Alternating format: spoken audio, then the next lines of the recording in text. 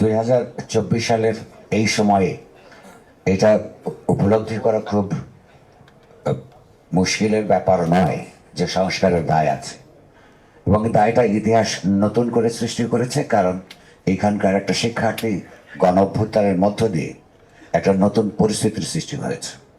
নতুন পরিস্থিতিতে নতুন দাবি, যেমন তার চাইতে বড় কথা নতুন আকাঙ্ক্ষা সমাজের মধ্যে তৈরি হয়েছে। তার সঙ্গে পরিপূরক কতগুলি পরিবর্তন বাংলাদেশের একটা ঐতিহাসিক দায় হিসেবে আমি মনে করি। কিন্তু এই দায়গুলো কিংবা আকাঙ্ক্ষাগুলো চিহ্নিত করবার পথ কি? আমরা যদি এই সময়টাকে একটা নতুন জাগ্রত আকাঙ্ক্ষার সঙ্গে তুলনা করে পরিবর্তন করতে চাই বা সংস্কার আনতে চাই, তাহলে এইটা কিভাবে আমরা নির্ণয় করব?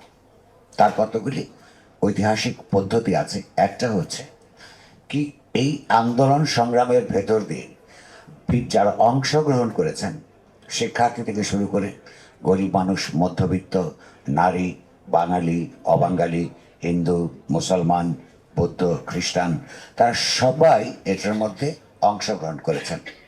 এবং আন্দোলন সংগ্রামের মধ্য দিয়ে দীর্ঘ 2 মাসের মধ্যে আমরা কতগুলি দাবি উত্থাপিত হতে দেখেছি, কতগুলি স্লোগান দেখেছি, কিছু আপনার গ্রাফিতি দেখেছি, কিছু বিবৃতি ঘোষণা আমরা দেখেছি।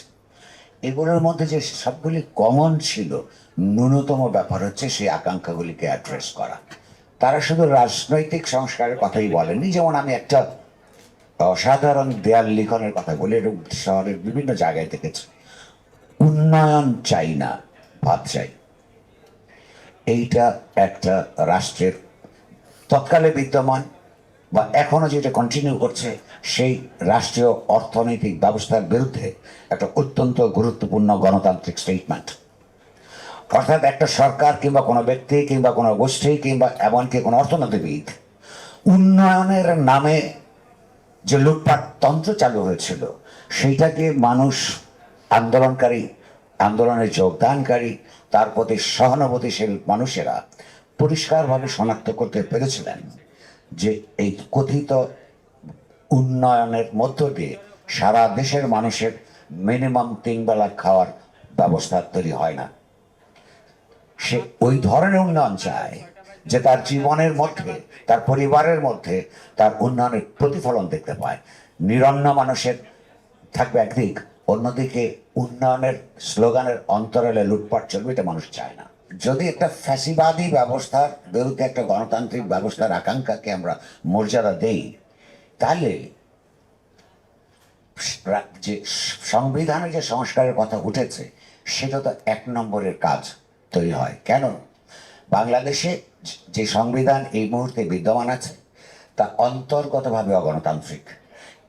আমি বরাবর এটাকে লিখেছি, 15-16 বছর আগের লেখা আমার বই আছে, যে কেবলমাত্র নির্বাচন হলেই আপনার গণতন্ত্র হয় না। যদিও নির্বাচন ছাড়া গণতন্ত্রের প্রথম পদক্ষেপও দেওয়া যায় না। ফলে এটার মধ্যে একটা ডায়ালেকট্রিক্যাল রিলেশনশিপ আছে, সেটা আমরা কিভাবে নিষ্পন্ন করব, একটা ভিন্ন আলোচনা। তো প্রশ্নটা হচ্ছে যে যতগুলি স্বৈরতান্ত্রিক ব্যবস্থা আমরা আমাদের জীবনকালে দেখলাম, তাদের অধিকাংশই, বিশেষত রাজনৈতিক দল পরিচালিত যেগুলো ছিল, যে নির্বাচনের মাধ্যমে তারা জনপ্রতিনিধি হিসেবে সরকার এসছেন, তারপরে যে স্বৈরতান্ত্রিকতায় অধঃপতিত হয়েছে, সেগুলো সংবিধান, এই সংবিধানের ভিত্তিতে এসছে। তারা আমাদের খুঁজতে হবে যে এই সংবিধানের মধ্যে অগণতান্ত্রিক উপাদান কি কি আছে, যার মধ্য দিয়ে এমনকি একটা নির্বাচিত সরকারও স্বৈরতান্ত্রিক হয়ে উঠতে পারে। প্রথমেই সংবিধানের মধ্যে বাংলাদেশ নামক যে আমাদের রাষ্ট্র, তার সঙ্গে যে বিশেষণ জুড়ে দেওয়া আছে, এটাকে বদলাইতে হবে। নাম খুব গুরুত্বপূর্ণ, ভাষা অত্যন্ত গুরুত্বপূর্ণ। কেন বদলাতে হবে? 1972 সালে সংবিধান লিখবার সময়ও তার পশ্চাৎপট যেটা ছিল, যেটা ঐতিহাসিক জনযুদ্ধ, সশস্ত্র যুদ্ধ, লক্ষ লক্ষ মানুষের ওই আত্মদান এবং নানাভাবে নীতির ক্ষতিগ্রস্ত হওয়ার মধ্য দিয়ে যে নতুন রাষ্ট্র তৈরি হচ্ছে, তার পেছনে তো একটা লিখিত অঙ্গীকার ছিল। কি বলেছিল?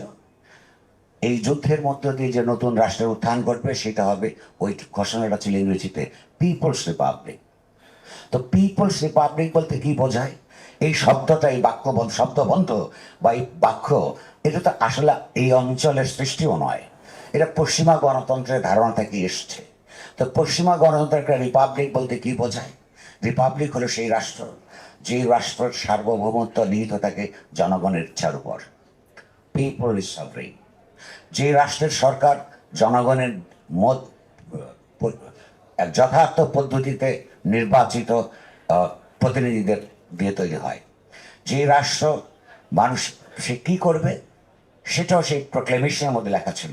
এই রাষ্ট্র, এই রিপাবলিক এমন একটা সমাজ নির্মাণ করবে যেটা সমতা ভিত্তিক হবে, যেখানে ন্যায়পরায়ণতা থাকবে এবং মানুষের ডিগনিটি, মর্যাদাবোধ অক্ষুণ্ণ থাকবে, সমুন্নত থাকবে।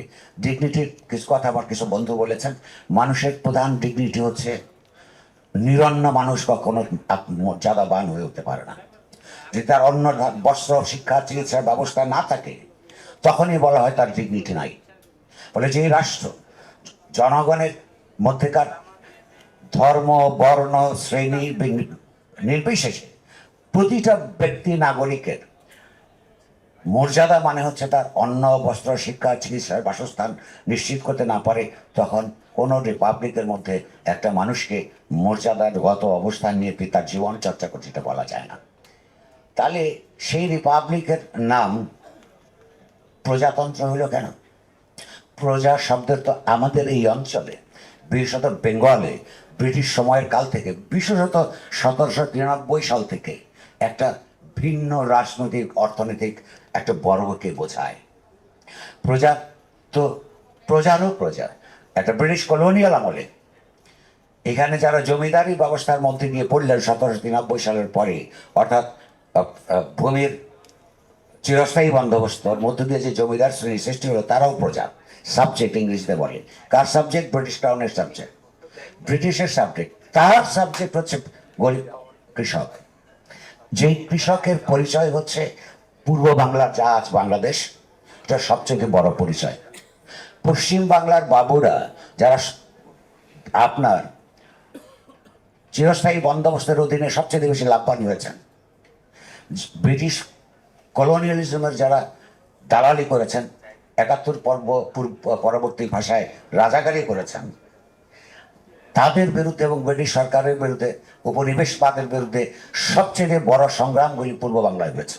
নানান কৃষক আন্দোলন নানান ফর্মে এখানে হয়েছে, এবং সেখানে শুধু মুসলমান কৃষকরা আন্দোলন করেন নাই, গরিব হিন্দু যারা ছিলেন। লক্ষ্য করবেন, আমাদের এক মৌলানা সাহেব রাইটলি বলেছেন, 47-এর ইতিহাসটাও আমাদের মনে রাখার দরকার আছে। 1946 সালের নির্বাচনে মুসলিম লীগ যখন জমিদারি ব্যবস্থা বাতিল করবে ঘোষণা দিয়েছিল, তখন কিন্তু এই এলাকার গরিব মুসলমানরা মুসলিম লীগকে ভোট দিয়েছিল। সেই গরিব মুসলমানদের সঙ্গে তফসিলি ফেডারেশন, যারা গরিব হিন্দু, তারা মুসলিম লীগকে ভোট দিয়েছিল। ফলে এইখানকার যারা জমিদারের প্রজা ছিলেন, এই প্রজার যে নিবিড় রাজনৈতিক, অর্থনৈতিক এবং সাংস্কৃতিক বিহেভিয়ারাল যেই ধরনের একটা বাজে অবস্থার মধ্যে দিয়ে গেছে, প্রজা শব্দটা তার গায়ে সেই ইতিহাসের চিহ্ন আছে, যে ইতিহাসের চিহ্ন হচ্ছে অধস্থনতার চিহ্ন। অর্থাৎ তার একটা শাসক শ্রেণী ছিল জমিদার, জমিদারের শাসক শ্রেণী ছিল আপনার ব্রিটিশ কলোনিয়ালিজম। এই তস্য অধস্তনতার পরিচয় সহ বাংলাদেশের যারা আধুনিক গণতান্ত্রিক রাষ্ট্র প্রতিষ্ঠা করবার জন্যে সশস্ত্র যুদ্ধ করলো, হাজারে হাজারে লাখে লাখে মরল, তাদের এই নতুন রাষ্ট্রে তাদের নাম হবে প্রজা, প্রজার স্টেটাস। কেউ কেউ ভিন্নভাবে ব্যাখ্যা করেন, বলেন যে শব্দের অর্থ বদলায়। হ্যাঁ, বদলায়। মানে যেমন ধরেন রাজাকার, রাজাকার শব্দটা আরো আরবি ভাষায় একসময় ছিল আপনার ভলান্টিয়ার, স্বেচ্ছাসেবী, খুব সুন্দর শব্দ। কিন্তু এই জামাত ইসলামী এবং তার দোসররা আমাদের সশস্ত্র স্বাধীনতার যুদ্ধে একটা আগ্রাসী শক্তি, হানাদার বাহিনীকে আমাদের স্বাধীনতার আকাঙ্ক্ষার বিরুদ্ধে লড়াই করতে গিয়ে যে সহযোগিতা করেছিল, সেইটা তো আজকে মির্জাফরের মতন ওইরকম একটা নামে অধঃপতিত হয়েছে, রাজাকার। সুতরাং শব্দ বদলায়, এটা যেমন সত্য, শব্দের অর্থ বদলায়, আবার শব্দের গায়ে ইতিহাসের চিহ্ন থাকে, যেমন প্রজা শব্দের মধ্যে আছে, এটা একটা অধস্তন পরিচয়। ফলে আজকে যখন এই যে শিক্ষার্থী জনতার আন্দোলনের মধ্যে যারা নেতৃত্ব দিয়েছেন, যারা অংশগ্রহণ করেছেন, তারা প্রত্যেকেই বলছেন, অন্তত আমি যেটুকু দেখেছি, যে এত বড় আন্দোলনের মধ্যে দিয়ে আসা জাগ্রত হয়েছে, সেই জাগ্রত আকাঙ্ক্ষা হচ্ছে 1971 সালের স্বাধীনতার যুদ্ধে যে আকাঙ্ক্ষাগুলি জাগ্রত ছিল, যে সমস্ত প্রণোদনা, যে সমস্ত চেতনা এর পেছনে জাগ্রত ছিল, গরিব মানুষের রাজনৈতিক অর্থনৈতিক মুক্তি এবং মানবিক মর্যাদা প্রতিষ্ঠা করা, সমাজের প্রত্যেকের একটা সমতা ভিত্তিক সমাজ, যে তারই অংশ ধারাবাহিকতা হিসেবে এই গত স্বৈরতন্ত্র বিরোধী ফ্যাসিবাদ বিরোধী একটা সংগ্রাম সেইখানে সফল হয়েছে। ফলে তাই যদি হয়, এবং তা না হওয়ার কোনো কারণ নাই, আমরা মিছিলের স্লোগানের মধ্যে, দেয়াল লিখনের মধ্যে আগেই বলেছি, আমরা সেগুলো দেখেছি। তো আজকে একটা অনন্য পরিস্থিতিতে যদি কিছু সংস্কার আমাদেরকে করতে হয়, যেটা ইতিহাসের দাবি, তার মধ্যেও কিছু অনন্যতা থাকবার দরকার আছে।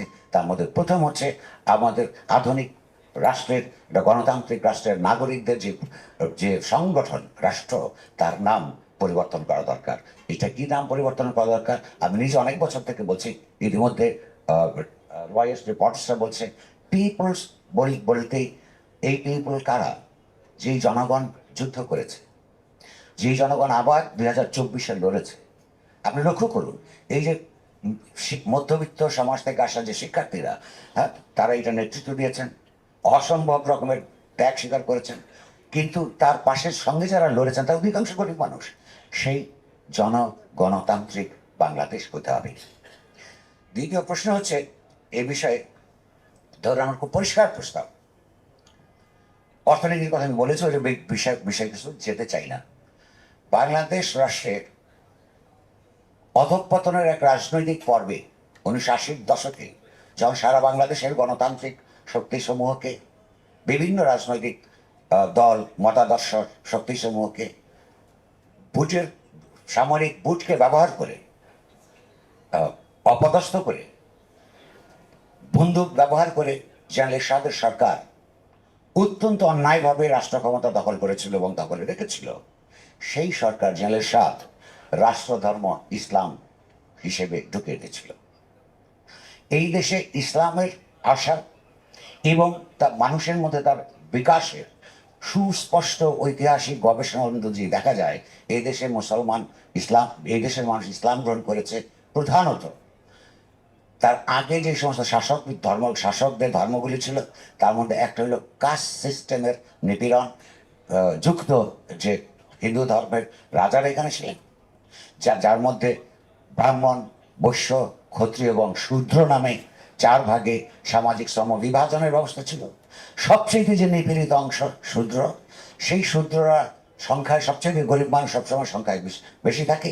তারা যখন এই সুফিদের মধ্য দিয়ে ইসলামের অন্তর্নিহিত সাম্যের কথা এইখানে শুনেছে, যখন তারা শুনেছে যে ইসলাম ধর্ম গ্রহণ করলে একই মসজিদে একই কাতারে দাঁড়িয়ে নামাজ পড়া যাবে এবং সেখানে কোনো বর্ণগত নিপীড়ন থাকবে না, এই আশ্বাসের ভিত্তিতে ইসলামের অন্তর্গত সমতা ভিত্তিক একটা বাণীর আহ্বানে তারা একটা মহৎ সংস্কৃতি হিসেবে ইসলামকে গ্রহণ করেছিলেন।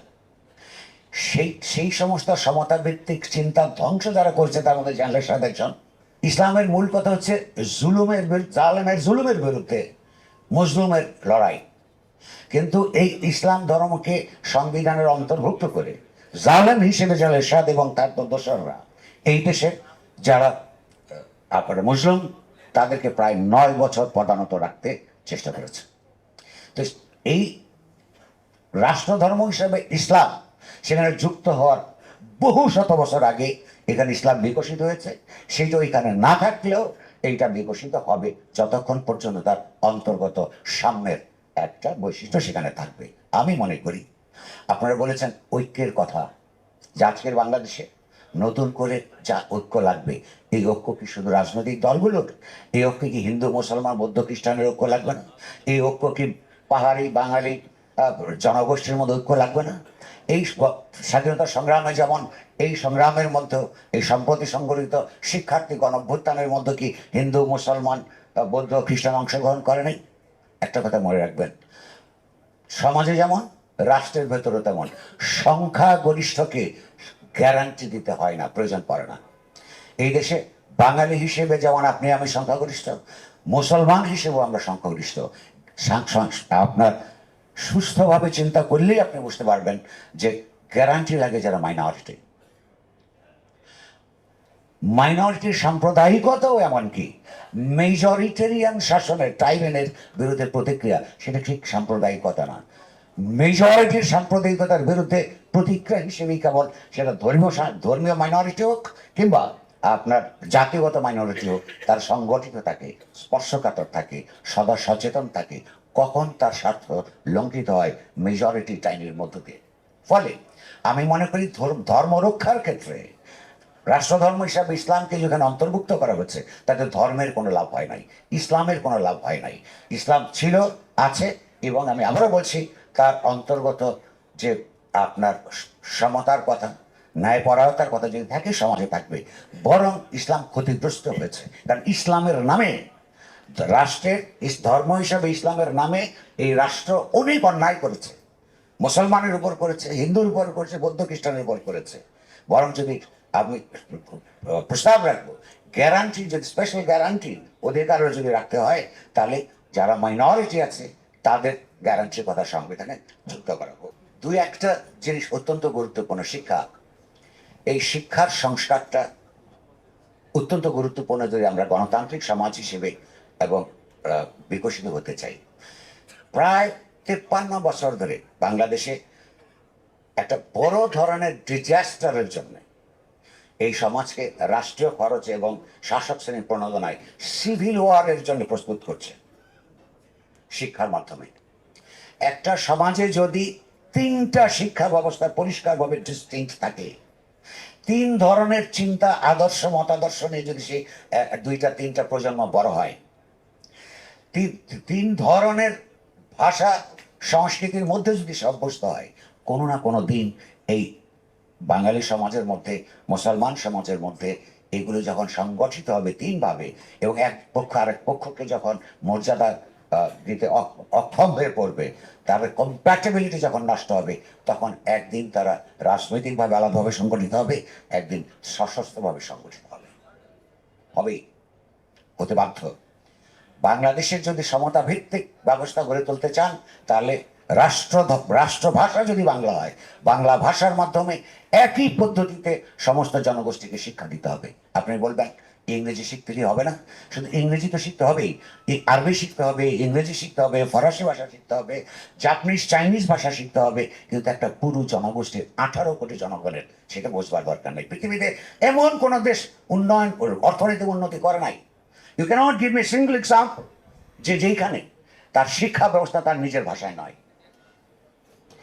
আমাদের স্পেশাল প্রয়োজনগুলির কারণে যেমন বিভিন্ন ভাষা চর্চা করতে হবে, কিন্তু বাংলাদেশকে যদি একটা ভবিষ্যৎ 20-50 বা 70 বছরের পর সময়ের মধ্যে একটা সিভিল ওয়ারের মধ্যে দেখতে না চান এবং সত্যিকার অর্থে যদি আপনি মুক্তিযুদ্ধের গণচেতনার কথা মাথায় রাখেন, এই শিক্ষার্থীর গণ অভ্যুত্থানের কথা মাথায় রাখেন, তবে এক ভাষায় উচ্চতর শিক্ষা পর্যন্ত ডিসেমিনেট করার ব্যবস্থা করতে হবে, করার কাজ অন্তত শুরু করতে হবে। শেষ কথা, যেটা আমার ব্যক্তিগত প্রফেশনের সঙ্গে জড়িত, বাক ব্যক্তি এবং চিন্তা প্রকাশের স্বাধীনতা। আপনি লক্ষ্য করুন, বাংলাদেশ রাষ্ট্রের সংবিধানের 39 ধারায় এই স্বাধীনতার কথা বলা হয়েছে। সঙ্গে বলা হয়েছে আইনের দ্বারা আরোপিত শর্ত সাপেক্ষে এগুলোকে কিছু কিছু রেস্ট্রিক্ট করা যাবে।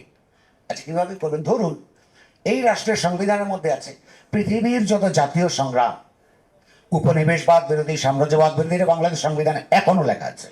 সেই সংগ্রামের বিরুদ্ধে বাংলাদেশ রাষ্ট্র হিসেবে নৈতিকভাবে সমর্থন দান করবে। এখন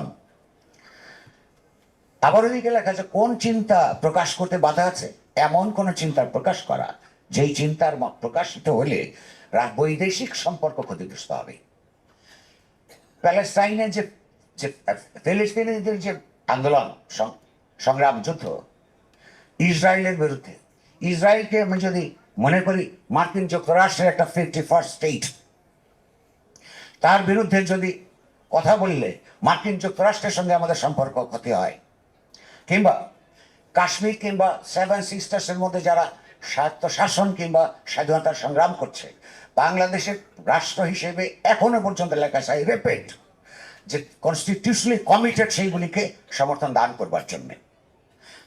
তো এখন সরকার যদি বলে, বা সরকারের পররাষ্ট্রমন্ত্রী একজন এখানে উপস্থিত আছেন, যে এই কথা, এই নৈতিক অবস্থান গ্রহণ করলে ভারতের সঙ্গে কিংবা মার্কিন যুক্তরাষ্ট্রের সঙ্গে আমার সম্পর্ক নষ্ট হবে, আপনি আপনার মত প্রকাশ করতে পারবেন কি পারবেন না?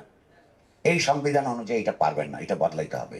আমেরিকার ফার্স্ট অ্যামেন্ডমেন্টের কথা আপনারা সবাই জানেন, চিন্তা এবং ধর্মের স্বাধীনতার কথা, ওইটা আনকন্ডিশনাল থাকতে হবে। এবং সর্বশেষ কথা আমি বলতে চাই, মৌলিক অধিকার নামে একটা চ্যাপ্টার আছে আপনার এই মুহূর্তে রাষ্ট্রের সংবিধানের ভেতর। সারা পৃথিবী যুদ্ধে আন্তর্জাতিক আইন অনুযায়ী একজন নাগরিকের অন্ন, বস্ত্র, শিক্ষা, চিকিৎসা মৌলিক অধিকার হিসেবে স্বীকৃত। আপনারা কি খেয়াল করেছেন বাংলাদেশ রাষ্ট্রের মৌলিক অধিকার সংক্রান্ত যে চ্যাপ্টারটা আছে, সেই চ্যাপ্টারে এই 5টা অধিকার অন্তর্ভুক্ত করা হয় নাই? তাহলে ওইটার না মৌলিক অধিকার হলো কি করে?